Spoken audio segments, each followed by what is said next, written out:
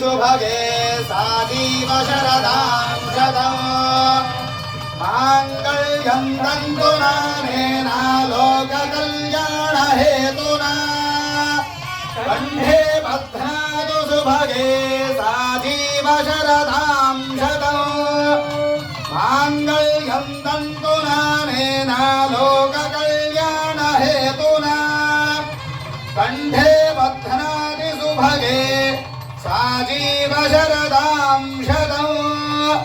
योत्रमाङ्गल्यधारण मुहूर्तस्सु मुहूर्तोऽस्तु अस्मिन् सुमुहूर्तकाले सूर्यादीनां नवानां ग्रहाणामत्यन्त आनुकूल्य फलसिद्धिरस्तु